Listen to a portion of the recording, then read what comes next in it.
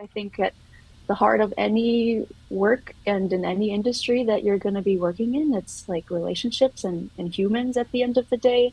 If you're an engineer, if you're in medical fields or school, I think it really comes down to like the humans behind things. Yeah.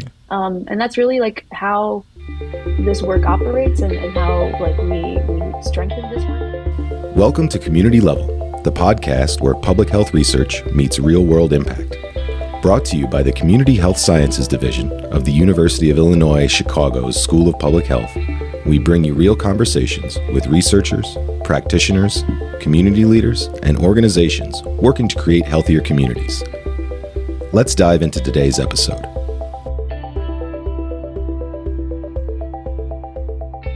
Hello, everyone. Welcome. You are on the Community Level. My name is Dr. Kalechi Bay-Lamberts, and this is episode 2 of our inaugural kickoff season of the podcast. This podcast is brought to you by the Community Health Sciences Division at the University of Illinois School of Public Health. We're very excited to bring to you episode 2. And this particular episode is going to be focused on community engaged teaching and learning. We'll be having on the show Dr. Jeni Hebert-Beirne, who is a full professor now here at the University of Illinois Chicago, and Emily Etzkorn, who's also working with the Community Engaged Teaching and Learning team. And we'll be talking to them about their experiences and how they bring to the curriculum, how they align with the curriculum and the community. They bridge both sectors of learning, community and classroom, to be able to create a partnership that has been very fruitful so far. But just in case anybody doesn't know, if you're listening to this podcast right now, you can find this podcast mostly anywhere. We do got some things going on with Apple Podcasts right now that we're trying to get straightened out, I should say. And in the meantime, you still find this podcast on YouTube. You can find this podcast on Spotify, iHeartRadio, the premier mainstream platforms for where you like to find your favorite podcast, with the exception of Apple Podcasts. But otherwise, you can find us anywhere else. So we'll get right into things. No long-winded intros and anything like that. I want to first go over introducing our guest, and then we'll jump right into the conversation, which I thought was a very enlightening and insightful one about community engaged teaching and learning.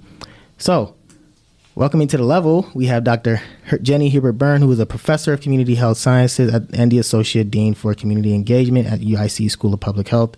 She is the founder of the Collaboratory for Health Justice and a community-based participatory researcher dedicated to promoting health equity in Chicago. Her work focuses on addressing structural drivers of health inequities through partnerships with community organizations, leads several major projects, including the Greater Lawndale Healthy Work Project and the NIH-funded Prevention of Lower Urinary Tract Symptoms Research Consortium.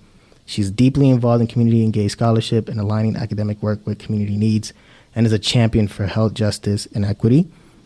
And then also want to introduce Emily Etzkorn, who is a researcher at UIC School of Public Health and co-leading funded projects focused on structural change, health equity, and community engagement. A UIC MPH alumna and Chicago native, Emily brings expertise in community-based participatory research and culturally humble health promotion. She coordinates initiatives like the Community Engaged Teaching Initiative, the Life Scholar Fellowship for community health workers turned adult learners, and Rapid Illinois, a resource hub for diversifying the health professions. Emily's passionate about advancing equity through collaboration and innovative education strategies. Both these guests jump on the show, and we really get into a great conversation about how we can continue to engage our students and our community members in a process of learning that benefits both, and how we can be able to change the way we look at the future of community health sciences and teaching community health sciences, and really being able to show the community and the students that we need both in order to really make change and really able to sustain effective, sustainable learning pedagogical approaches. It can happen in the community. It should happen in the classroom, that we need to be facilitators of the knowledge, not just for students alone, but also bringing in community members to be able to factor into the teaching, because they know best as well. So join me as we bring on our guest on the level to talk to us about all the great work that they do for the community. Coming up right now.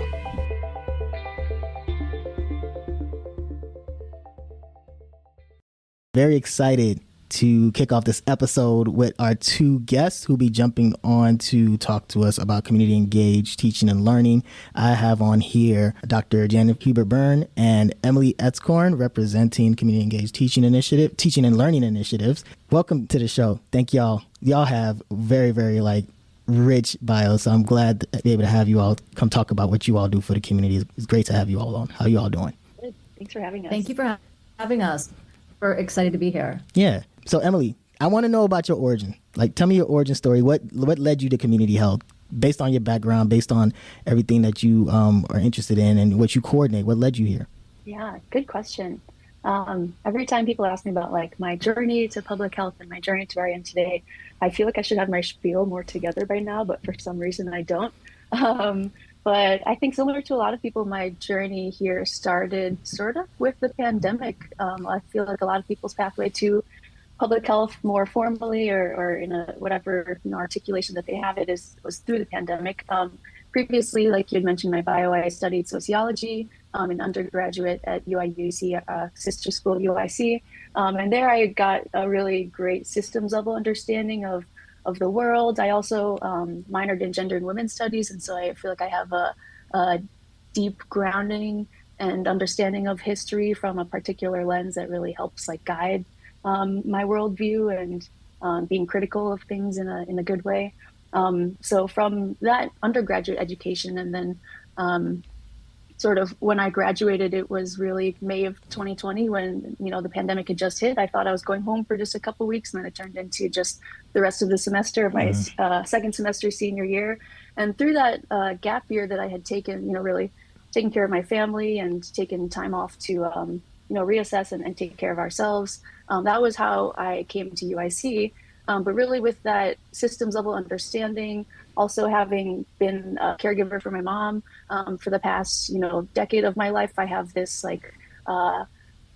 understanding of the medical system in a weird way and all the barriers that it poses for families and all these structural things. So I feel like I have interacted with SDOH and this understanding of the world, whether interpersonally or through my educational studies. And then in terms of this particular initiative, the Community Engaged Teaching Initiative, I had experienced this as a student, actually.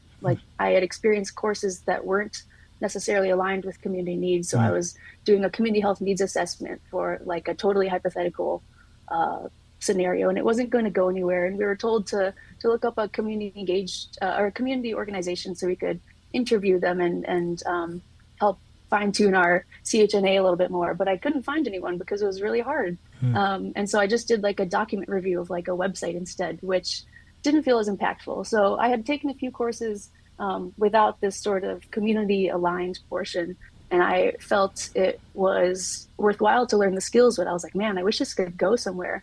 And so I'd experienced these things as a student. And then when the community engaged teaching had come to my CHSC 423 course, which was about grant writing, we had actually worked with a community-based organization to implement a grant proposal to help meal distribution kits. So I thought that was really impactful, and I was really grateful to experience that as a student. Could you repeat the question? I feel like I'm rambling. No. Sort of just my pathway to here. Yeah, just to hear what you're doing and all the things that that kind of drive you. What are your drivers? Yeah, so I feel like my educational background, I'm also a lifelong Chicagoan. So I was born and raised in Rogers Park. I'm a proud product of Chicago public schools.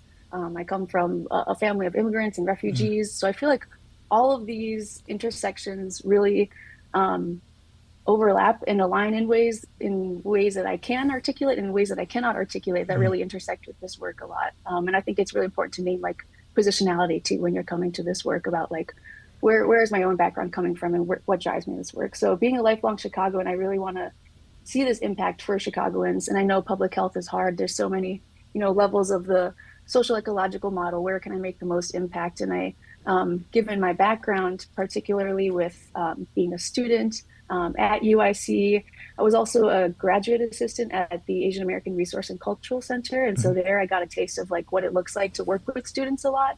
And so I feel like through these just organic experiences, whether academic, personal, I found just this pathway of sort of project management, trying to bring people together. I feel like that's the role I play, in my family household anyway. Like I'm Mhm. always trying to coordinate people regardless, but really to bring that lens so that it has uh, sort of dual benefits internally to SPH, our students, our faculty, and externally to the community, to really make sure like we're doing this work together because we're all doing this work in our own lane. So we might as well, like link arms and try to build those connections. Yeah, yeah. That's I'll pause there. Yeah, no, that's awesome, and thank you for sharing that with the listeners and us. So Jeni, I would love to hear you and your story and what led to you creating and developing the community engaged teaching, but even beyond that, collaboratory for health justice and all the other things that you've been doing. I mean, I just read a very long bio about all the work that you do in the community, and so I want to know your origin story, like what led to this. Yeah, thanks for asking. What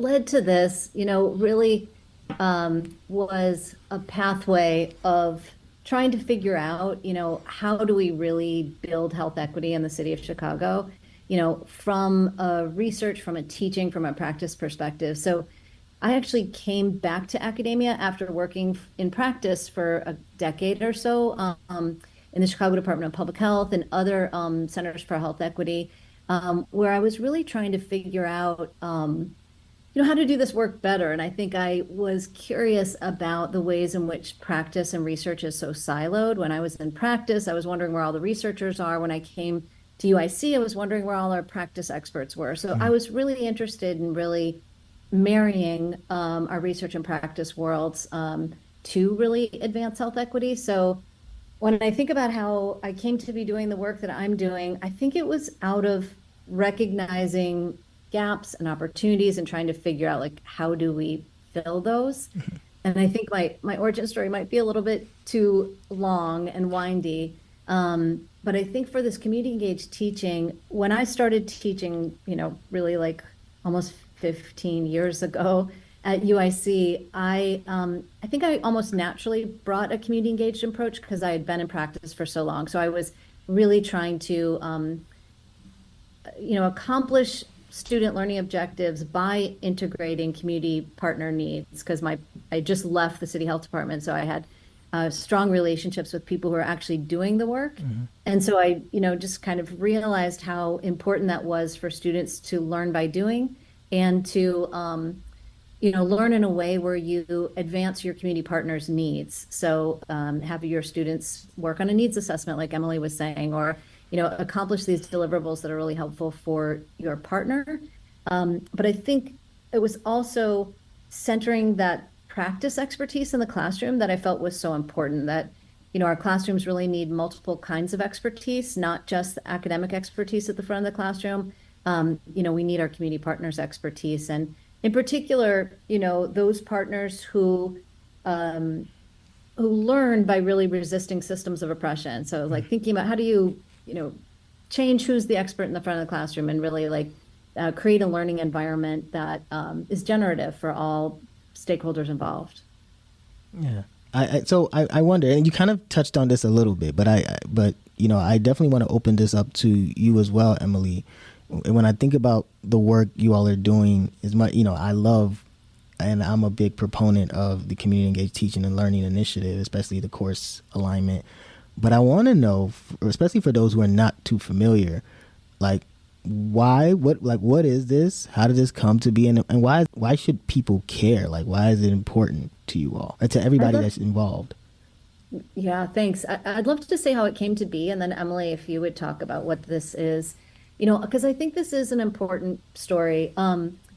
In the middle of COVID, when the Collaboratory for Health Justice was partnering with community-based organizations on COVID, on, outreach, contact tracing, building the capacity of community organizations to weather this storm that was coming, MacArthur Foundation actually came to us as an important partner that was on the front lines of COVID. And they essentially said, and this was in the spirit of trust-based philanthropy, which I think is really important to name here, when funders can actually trust the use of the money will accomplish the goals, and we're not kind of held to these narrow deliverables. During COVID and in kind of the racial reckoning in the United States that was happening at the same time that COVID was hitting. I think that one of the important things that happened in philanthropy was really thinking about how giving can be complicit with structural violence. And so they came to us and said, as you're working with these community-based organizations and in the neighborhoods in Chicago that were going to be hardest hit by COVID, if we gave you some money, what could you do with it that could have a substantial impact? And it was like the greatest question. And at the time, Maggie Acosta and I in the collaboratory really took several steps back and were trying to answer this question. And we kind of sat with the fact that at the core of our jobs, we're really here to teach students to advance the public health workforce. And so we started thinking about, what could we do in our classrooms or through our classrooms that would make a difference here. And fundamentally, it was about, can we use our classrooms to, yes, teach our students, but also meet the needs of our community partners, especially at this time that our community-based organization partners were so stretched in COVID. How can we create tangible outputs for our partners while also enriching the learning environment because the partners are there?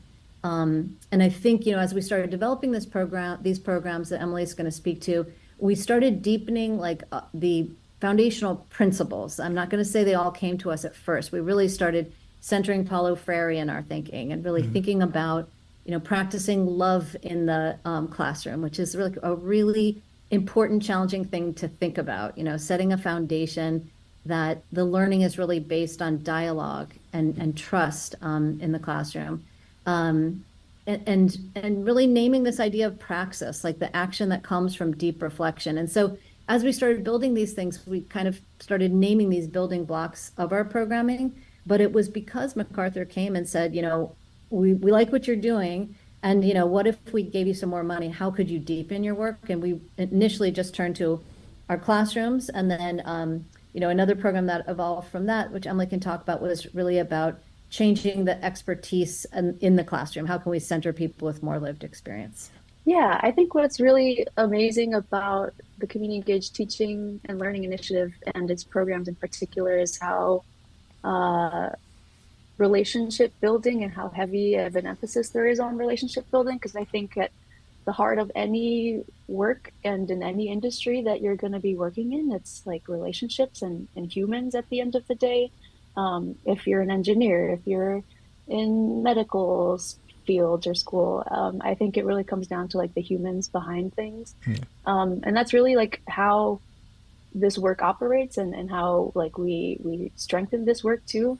So really like the way that it works is this matching infrastructure that I provide as the project coordinator. It started out with sort of this like network analysis of like who is already doing the work, which faculty, staff, and students already have some connection or some relationship with some of these partners that we can then leverage and really start to build up these relationships so that we can, strengthen these partnerships in which we can like work towards health equity together instead of the silos like we're doing it right now.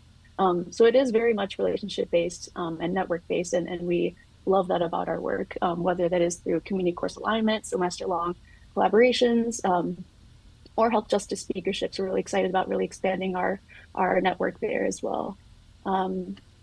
Yeah, I'll pause there. So one of the things that I think is really cool, of course, being able to be part of the community and the course alignment for the community engaged teaching and learning, is just the fact that you're able to show the students like in action what the products of their efforts, the impact it directly has. As far as being able to build relationships. Yes, we set up the connection, but it's entirely up to the students to be able to really foster these relationships and develop potential opportunities for them as they want to go do their internships, their APEs, I should say, or they want to do their capstone projects. But it allows them an opportunity to actually interact and really get real insight about what's happening in the community based off, a particular community area, based off of from the eyes of an actual leader and steward in the community. It allows for them to really understand the connections and even the disconnections of what happened in the classroom compared to what's really, really happening, right? And just being able to, so we can talk a lot about stuff in the classroom, but you really can see now how hard it might be to apply those concepts and theories that we talk about ad nauseum in, in those particular spaces, and some of the nuances that you may not necessarily consider, the cultural nuances that may play a role. Right. So I find it very cool, because then they're able to see, like, based off the different courses that we are, that we offer here at UIC, they're able to see just how it ties in. So if we were talking about needs assessment, we're talking about program planning, we're talking about grant writing.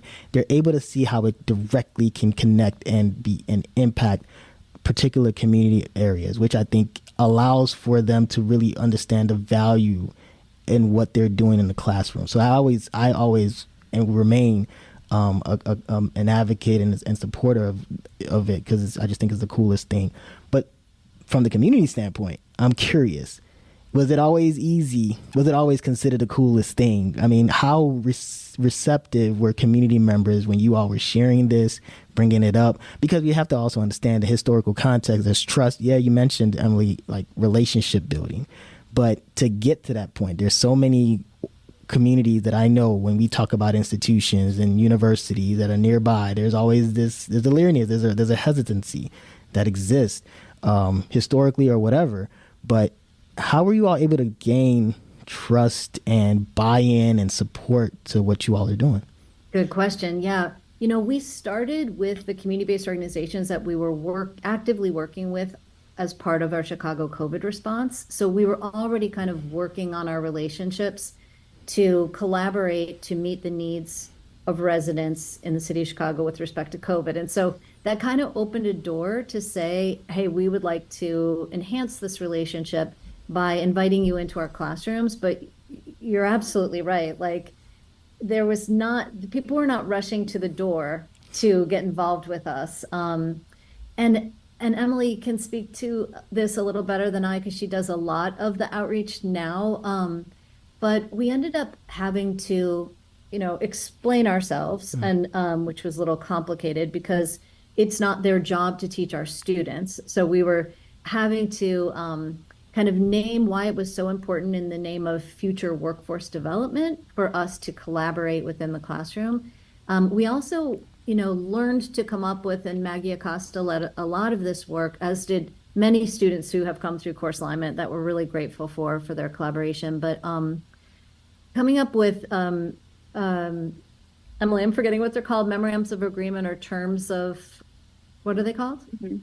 We call them collaboration agreements because it's more chill, but they're basically like an informal MOU or memorandum of understanding. Yeah. And with these collaboration agreements, like, we were able to make sure that we were creating something that was reciprocal, that we weren't burdening our community partners in the name of benefiting our students. So we really were kind of investing in reciprocity. Yeah. But I will say, Emily and I saw one of our partners just outside the School of Public Health this week, Working Family Solidarity, who is still reflecting on the impact that a student had in producing a policy brief that they use to this day for their advocacy. Wow. And so I think it's also like the ripple effects that we couldn't have anticipated that make this work so important to us. Like, and Working Family Solidarity not only is a partner in course alignment, but comes in as a Health Justice Speakers Bureau. So we're able to kind of connect the dots across our programs. Yeah.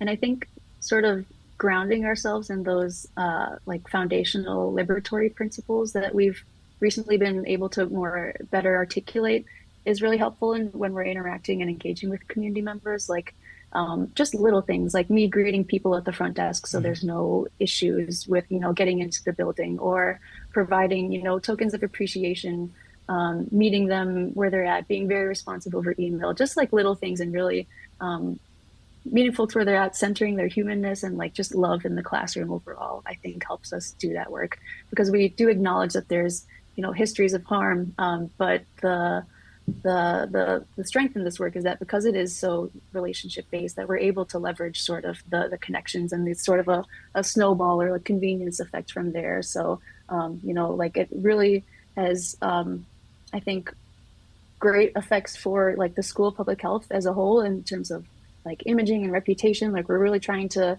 transform how university systems and structures like sort of practice community engagement, and so that they're better prepared to actually practice it in like meaningful ways and not really just nominally as sometimes they do. Yeah, yeah, and I agree, I find that fascinating. The idea of wanting to change the structure and how we are, research is delivered, how research is perceived, and how it should engage communities, right? And so one of the coolest things that I thought was really neat that I definitely want to learn more about, and I remember my first year here at UIC. I know Jeni, you talked a little bit about it, but I didn't know the extent to how it serves the community.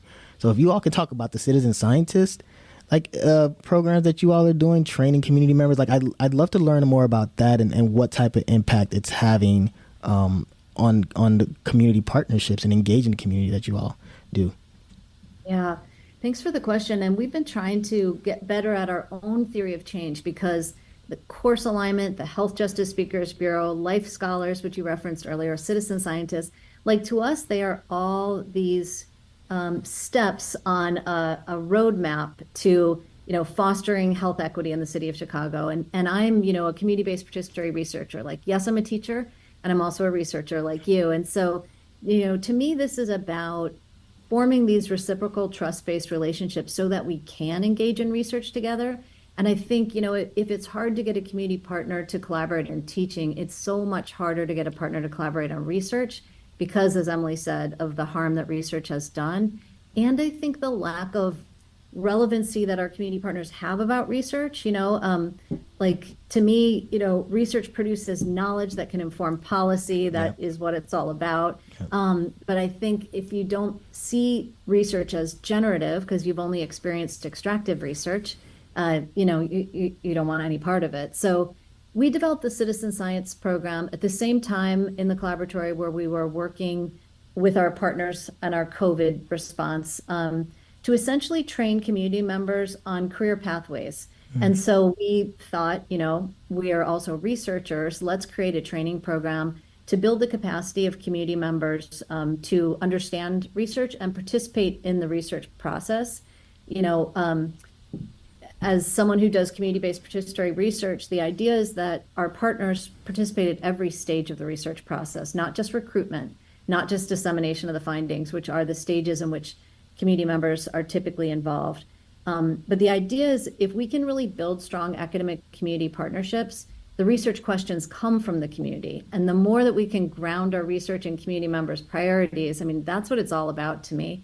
I keep thinking if we could have a CBPR roadmap aligned with Healthy Chicago 2025, that's something. We could be doing research that generates, evidence, solutions, findings that would advance our health equity goals and in reducing racial life expectancy for the city. So the citizen science program is really trying to build the capacity of community members to engage in research, either as part of a research team. So I always think about on your research team, you have your statistician, your qualitative researcher, and your community member scientist, right? You have someone with deep expertise in their neighborhood.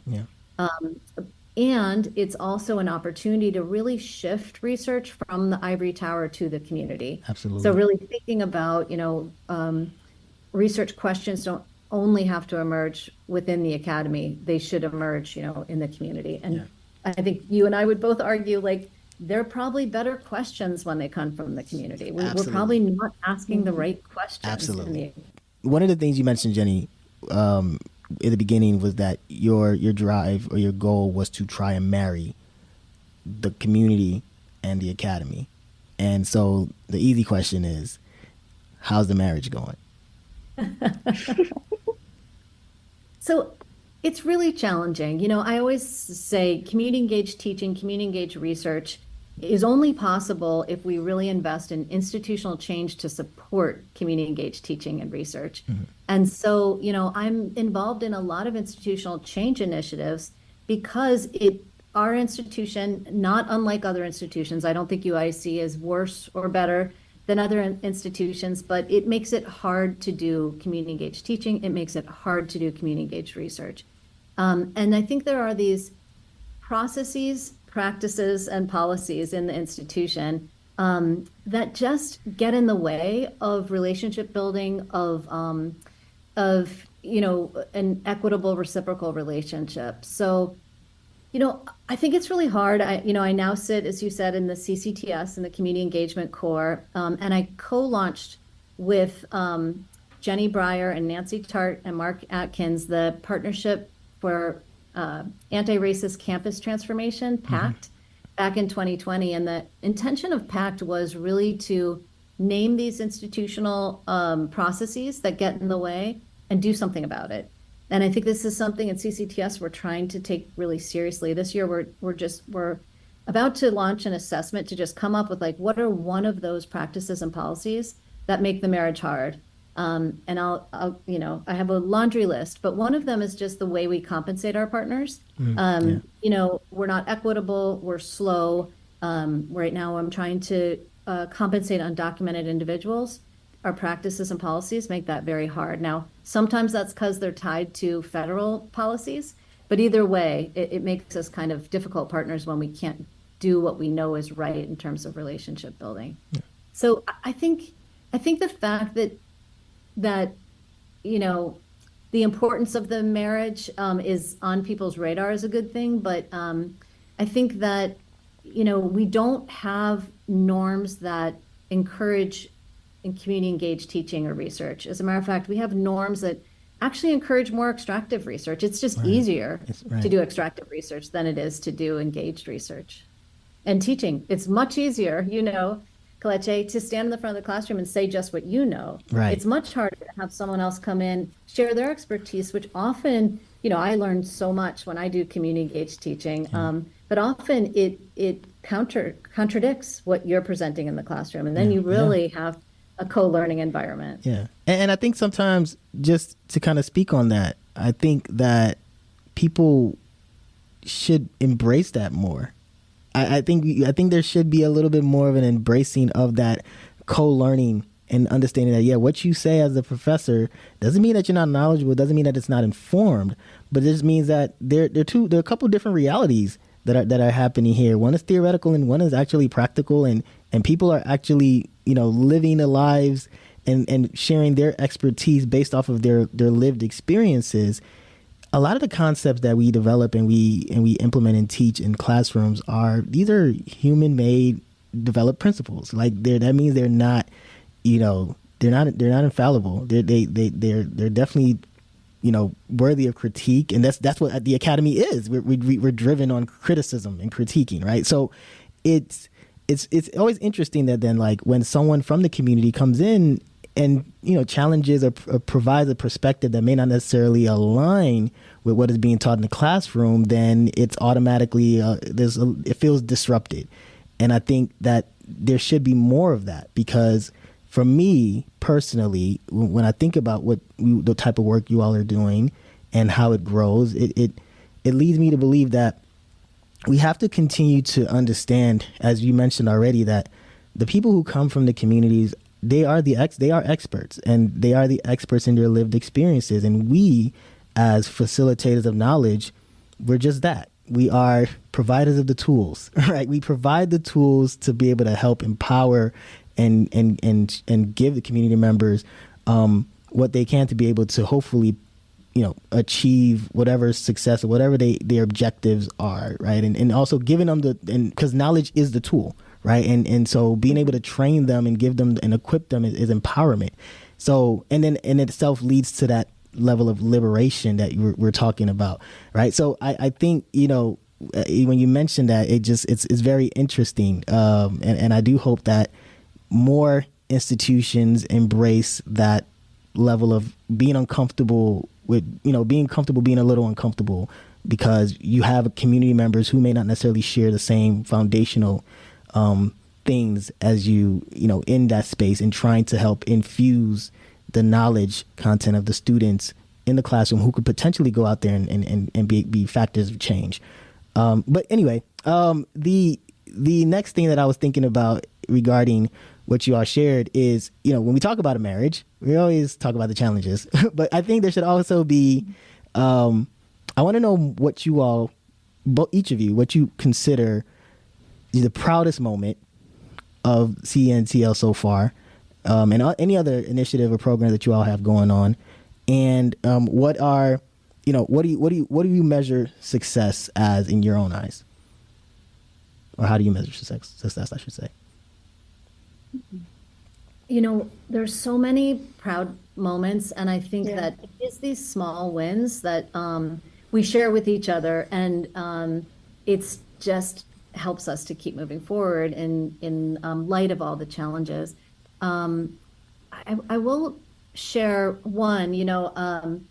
Elisa Valonis really created and delivered this amazing community engaged course alignment course. So a participatory evaluation course with our partners at Lawrence Hall. And Elisa and I, because I co-taught the course, received an award at their annual spring event, and they invited us, and it was lovely. And in giving us the award, and I actually asked the Sean, the head of Lawrence Hall, to if I could have his award speech because it was so beautiful and it made me feel like we kind of made this up. We had a funding partner. They asked us how could our investment really make a big impact?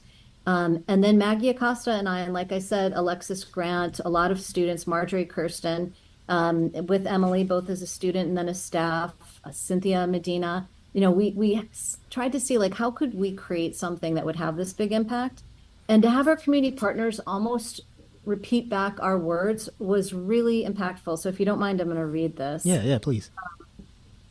So this was a program at Lawrence Hall, and the staff at Lawrence Hall, actually came to every one of our classes. And I think Elisa and I were not ready for that, and we were so happy about it. And so what happened is they not only became the experts in the class, but they also were learners in the class. So I think we really were able to experience a co-learning environment. And they essentially said we attended every class, sometimes as students who were learning as much, and other times as teachers who were sharing our program and the reality of our work and practice. For some members of our team, this was their first time in a college classroom, and it was an inspiring experience. The experience helped our team develop a better understanding of the program model that we developed as a recidivism reduction program, why we developed the model, and the way that we did it, and what the true impact of the program was.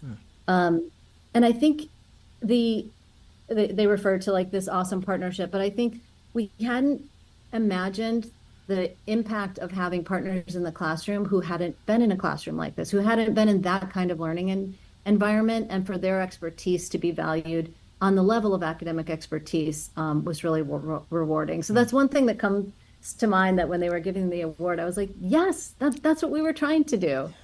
So, but I wonder, Emily, you must have some firsthand experiences as well.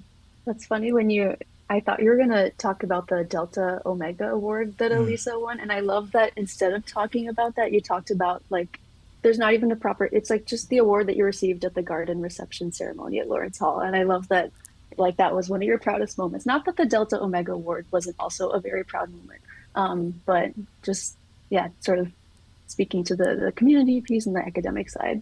But yeah, like you'd mentioned, the proudest moments for me are these little wins and some of those ripple effects that we were talking about earlier. Recently, I had coordinated a guest speaker to come to the classroom who ended up inviting a couple of his staff as well. It was Working Family Solidarity, and one of the staff was new and had never presented to a classroom before, let alone just a group of people like that before. And just to see her take up space and say the things that she had to say, and the class supporting her and giving her applause, I thought was a really just a tiny proud moment. Not even just for me to witness that we were able to share a platform and give space to someone, and for them to share their own living and lived experiences around occupational health and case management with community and outreach and things like that. So little things like that, or ripple effects where when I talked to a community collaborator, they mentioned how amazing the deliverable was from last semester, who is now benefiting 40 families in Uptown that through a community cares closet, things like that.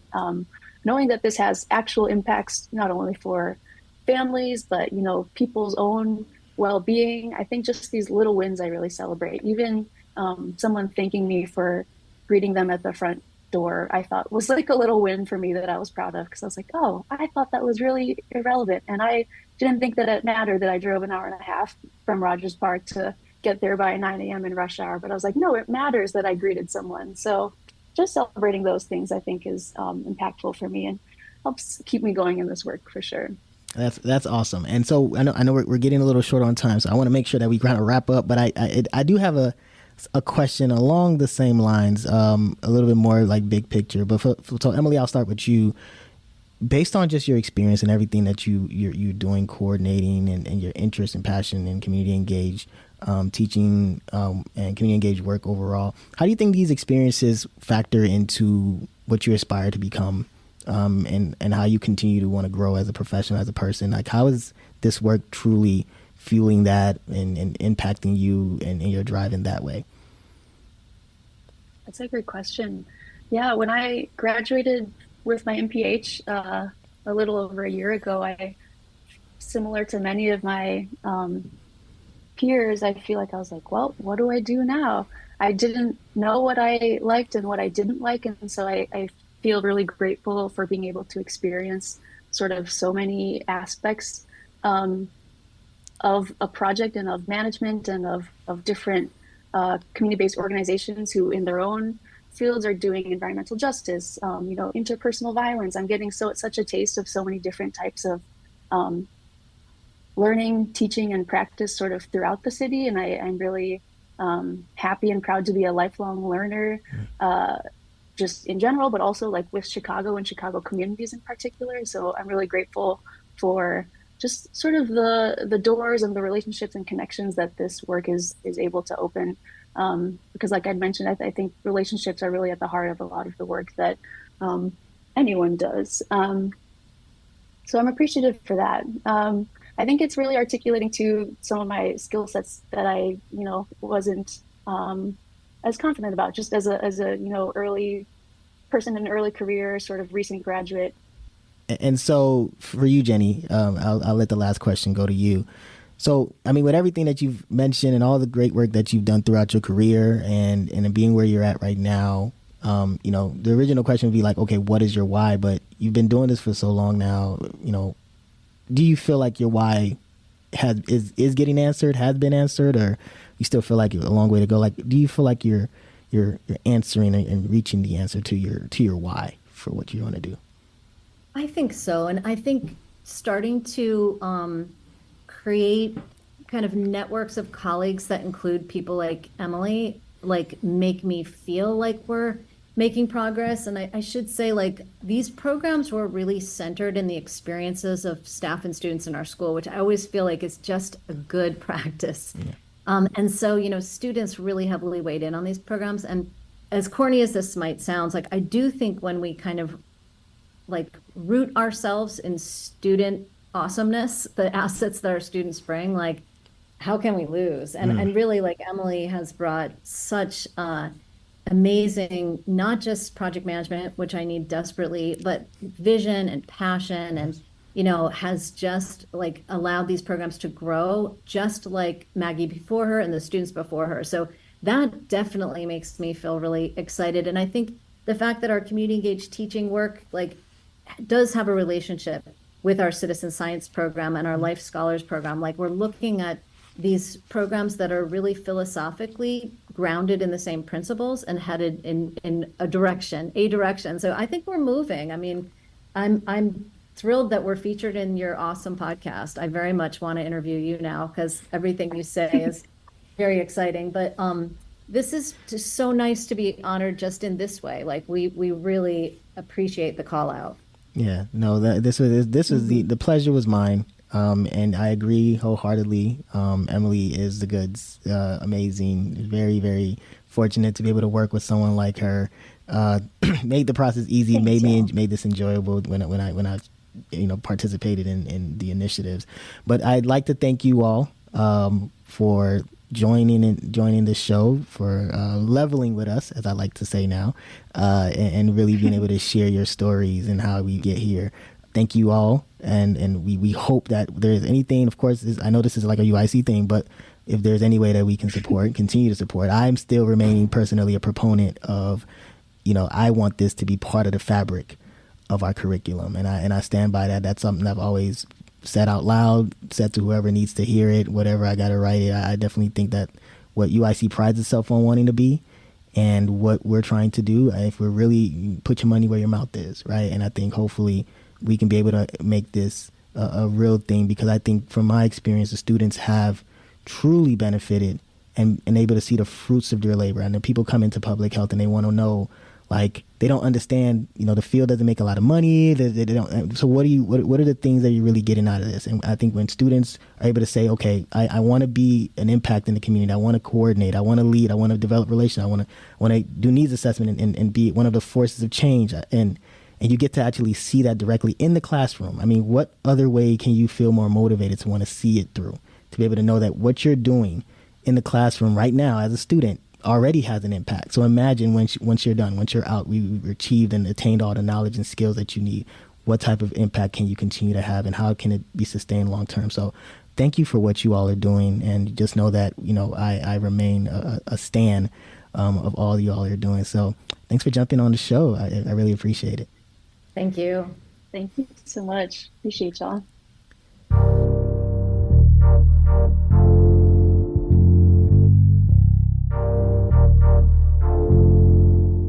So we've reached the conclusion of this episode. I'd like to thank our guest for taking the time and talking about the work and the passion behind community engaged teaching and learning. We're very excited about what's to come and how it's going to align community, faculty, and students alike, and essentially placing them on the same level. If you'd like to learn a little bit more formally about community engaged teaching and learning, you can definitely check out our YouTube page, where we have a video that kind of gives you a little bit more about the aspects about it. And I hope that you can learn a little bit more about that, in addition to supplementing the stories that you heard on this episode. With that being said, I'd like to thank you all for your time and your attention. My name is Dr. Kelechi Lamberts, and I look forward to talking with you on the next episode right here on the community level. Take care. Thank you for tuning into Community Level. If you enjoyed today's episode, don't forget to subscribe, leave a review, and share it with others. Join us next time as we continue to explore the intersection of research and community action. Until then, stay connected and stay level-headed.